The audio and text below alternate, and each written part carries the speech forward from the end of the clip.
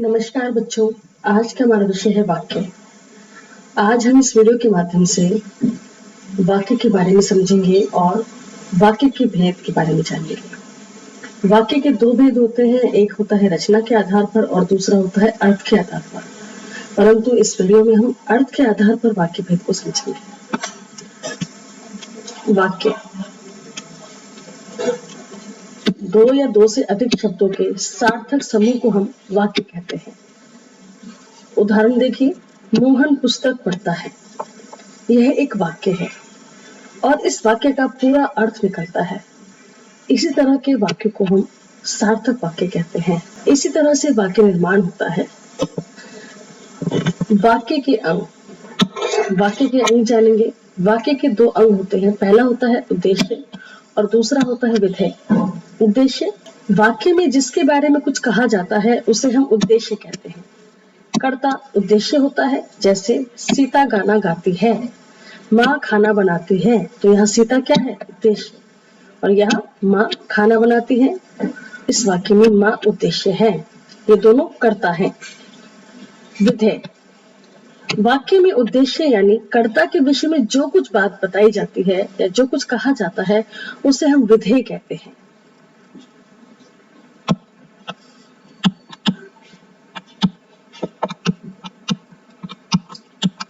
विधेय कहते हैं, जैसे बच्चे फुटबॉल खेलते हैं, अभिषेक स्केटिंग करता है। तो बच्चों, यहाँ पर बच्चे तो उद्देश्य है और बच्चे के बारे में जो कुछ कहा जा रहा है वो हमारा विधेय है। इसी प्रकार दूसरे वाक्य को देखिए, अभिषेक स्केटिंग करता है। अभिषेक उद्देश्य है और अभिषेक के बारे में जो कुछ भी कहा जा रहा है वाक्य में वो हमारा विधेय कहलाता है। वाक्य के भेद जानेंगे। बच्चों, वाक्य के दो भेद होते हैं, पहला अर्थ के आधार पर और दूसरा रचना के आधार पर। परंतु आज हम पढ़ेंगे केवल अर्थ के आधार पर वाक्य भेद। अर्थ की दृष्टि से 8 प्रकार के वाक्य होते हैं। पहला विधानवाचक वाक्य, दूसरा निषेधवाचक वाक्य, तीसरा प्रश्नवाचक वाक्य, चौथा विस्मयादिबोधक वाक्य, पांचवा आज्ञावाचक वाक्य, छठा इच्छावाचक वाक्य, सातवां संकेतवाचक वाक्य और आठवां संदेहवाचक वाक्य। सबसे पहले विधानवाचक वाक्य को जानेंगे। विधानवाचक वाक्य, विधानवाचक वाक्य को निश्चयवाचक वाक्य भी कहा जाता है। ये वह वाक्य होता है जिससे सामान्य कथन का पता चलता है, जहां पर यह निश्चित होता है कि ये काम हो रहा है। जहां पर निश्चितता का बोध हो वह विधानवाचक वाक्य कहलाता है। जैसे देखिए, हरियाणा एक राज्य है, ये निश्चित वाक्य है। उसी प्रकार देखिए, सुरेश एक अच्छा खिलाड़ी है, सोहन पुस्तक पढ़ता है। तो इस तरह के जितने भी वाक्य होते हैं उन्हें हम विधानवाचक यानी निश्चयवाचक वाक्य कहते हैं, जहां पर कार्य निश्चय ही संपन्न होता है। जहां उस चीज की निश्चितता दिखाई जाती है वहां पर विधानवाचक वाक्य होता है। निषेधवाचक वाक्य, जैसे कि नाम से स्पष्ट है, निषेध यानी कि जहां पर नकारात्मकता की बात की जाए, जहां पर काम ना होने की बात की जाए, उसे हम निषेधवाचक वाक्य कहते हैं। जिन वाक्यों से नकारात्मकता का भाव प्रकट होता है वह निषेधवाचक वाक्य कहलाते हैं। जैसे सोहन पुस्तक नहीं पढ़ता है, तो यहाँ पर नहीं क्या है? निषेधवाचक वाक्य का स्वरूप है। वह इस काम को नहीं करेगा, यानी कि कोई काम है जो नहीं किया जाएगा।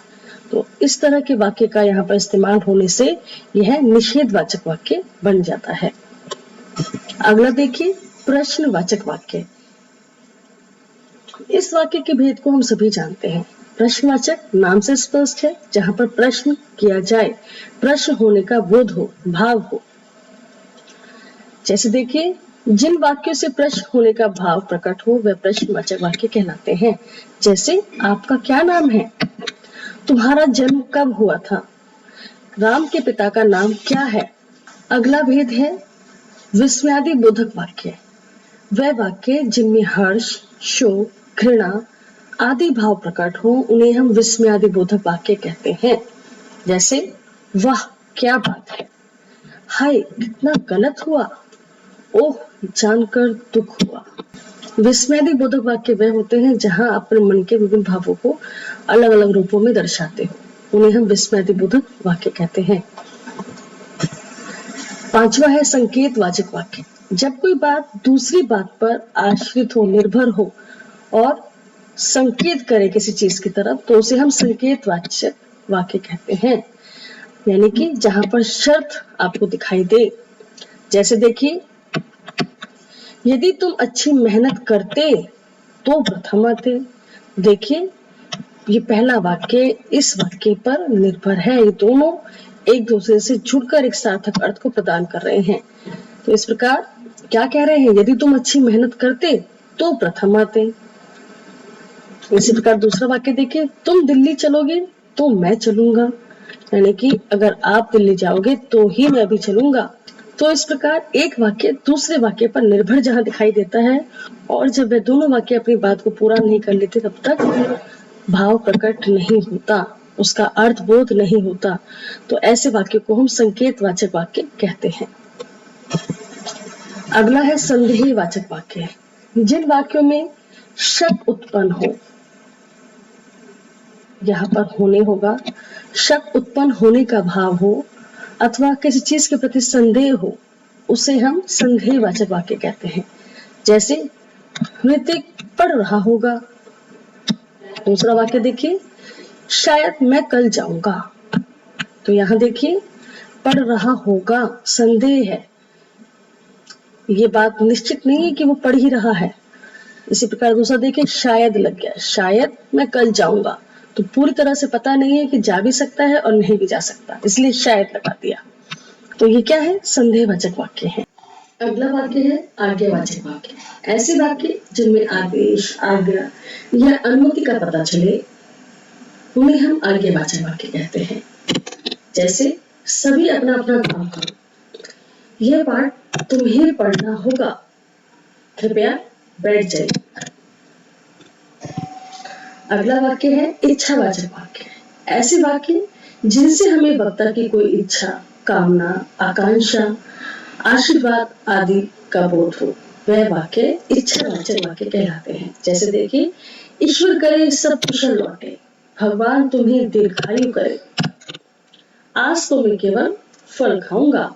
बच्चों, अब हम अर्थ के आधार पर वाक्यों को कैसे परिवर्तित किया जाता है वो जानेंगे। वाक्य परिवर्तन बच्चों, एक प्रकार के वाक्य को हम जब दूसरे प्रकार के वाक्य में बदलते हैं तो उसे हम वाक्य परिवर्तन कहते हैं।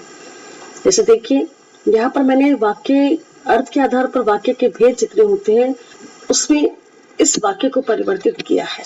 देखिए जरा विधानवाचक वाक्य में देखिए, जैसे हमारा वाक्य जो है वो है सुरेश सब्जी बनाता है।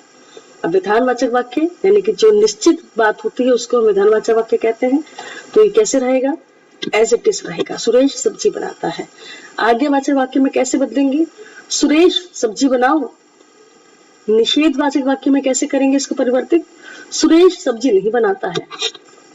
प्रश्नवाचक, क्या सुरेश सब्जी बनाता है? विस्मयादिवाचक वाक्य में देखिए कैसे बदलेंगे, वाह सुरेश सब्जी बनाता है। इच्छावाचक वाक्य में देखिए कैसे बदलेंगे इसको, काश सुरेश सब्जी बनाता। संदेहवाचक में देखिए इसका रूप कैसे बदलेगा, सुरेश सब्जी बना रहा होगा। संकेतवाचक वाक्य में देखिए, यदि सुरेश सब्जी बनाता तो वह भूखा ना रहता। मुझे उम्मीद है बच्चों आपको वाक्य भेद समझ में आए होंगे। धन्यवाद।